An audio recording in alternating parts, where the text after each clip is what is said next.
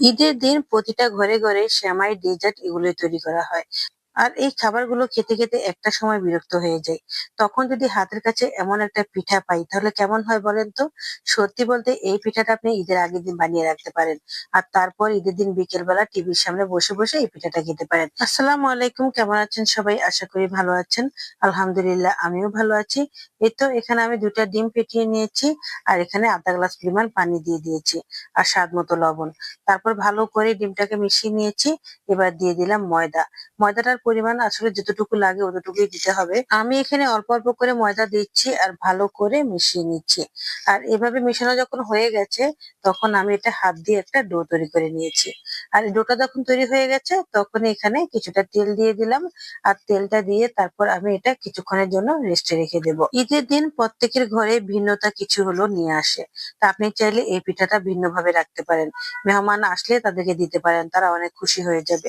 সত্যি বলতে এই পিঠাটা খেতে কিন্তু অনেক মজা হয়। আর এটা সংরক্ষণ করে রাখাও যায়। ঈদের আগেই এটা বানিয়ে রেখে দিবেন, বাস ঈদের দিন আর কোনো ঝামেলা হবে না। ডোটা কিছুক্ষণ রেস্টে রাখার পর তারপর আমি এটাকে এখানে ভালো করে একটু ময়দায় গড়িয়ে নিয়েছি আর মথে নিয়েছি। তারপর আমি এভাবে ছোট ছোট টুকরো করে নিচ্ছি। ঈদের দিনে আমরা যাই রান্না করি সেগুলো কিন্তু একদিনে শেষ হয়ে যায়। পরের দিন মেহমান আসলে আর কিছুই দেওয়ার থাকে না। আপনি চাইলে এই পিঠাটা রেখে দিতে পারেন, বাস স্পেশাল ভাবে দিতে পারেন। এই তো এখন একটা বড় সাইজের রুটি বানিয়ে নিয়েছি। আর রুটিটা পাতলাই হবে আর বেশি মোটা হবে না। আর এখন আমি এটাকে সুন্দর করে কাটার দিয়ে কেটে নিচ্ছি। কাটারের যে অংশটা একটু বাঁকা বাঁকা আছে ওই অংশটা দিয়ে আমি কাটছি। আর এতে করে সুন্দর একটা ডিজাইন তৈরি হয়ে গেছে।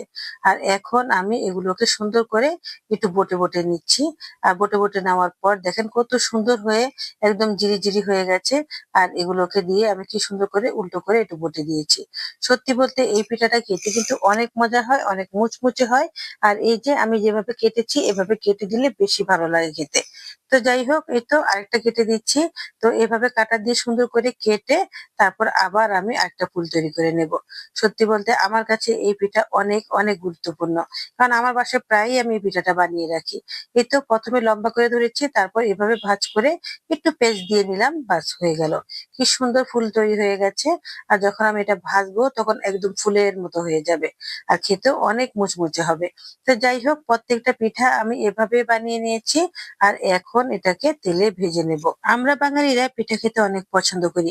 যেকোনো উৎসবে, যেকোনো আয়োজনে আমরা কিন্তু পিঠাটাই বেশি প্রাধান্য দিই। তা আমার কাছে মনে হয়েছে ঈদের সময় যদি এমন একটা পিঠা হয় তাহলে কিন্তু খেতে অনেক ভালো লাগবে। তাই বেশি করে আমি ঈদের আগের দিনই এই পিঠাগুলো বানিয়ে নিচ্ছি। এই তো এখন হয়ে গেছে ভাজা। তো এখন উল্টিয়ে দিচ্ছি। দেখেন কত সুন্দর হয়েছে। কতটা জিরিজিরি হয়ে কি সুন্দর হয়ে ফুলে গেছে। একটা ডাবল হয়ে গেছে।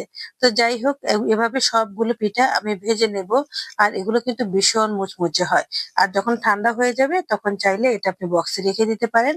আর যখন খাবেন তখন শিরাটা একটু বাড়ছে গরম করে তারপর তার মধ্যে গড়িয়ে নিয়ে খেয়ে নিতে পারেন।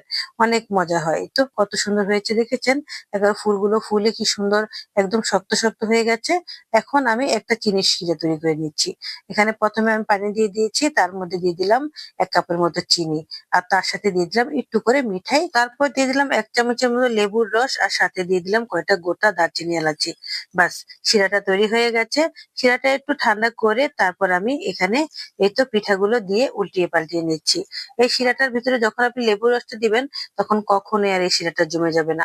আর শিরাটা একটু পাতলা করে তৈরি করতে হবে। এই তো পিঠাগুলো একটু গড়িয়ে তারপর আমি তুলে নিলাম। দেখেন কত সুন্দর হয়েছে। খেতে এত ভালো হয়েছে কি বলবো আসলে। আমার বাসায় অর্ধেকটা তো আগের দিনে শেষ হয়ে গেছে। আমি অনেক লুকিয়ে চুকিয়ে এগুলো রেখেছি যাতে ঈদের পরের দিন খেতে পারি। সত্যি বলতে আমার বাচ্চারা ভীষণ পছন্দ করে। বিশেষ করে ছোট ছোট বাচ্চারা কিন্তু এই পিঠাটা অনেক প্রিয়। এই তো আমি ভেঙে দেখাচ্ছি, দেখেন কতটা মুচমুচে হয়েছে। তো ভিডিওটা আর বড় করবো না, সবাই ভালো থাকবেন আর সবাইকে ঈদ মোবারক। আজ এ পর্যন্তই, দেখা হবে আবার নতুন ব্লগে। পাশে থাকবেন। আল্লাহ হাফেজ।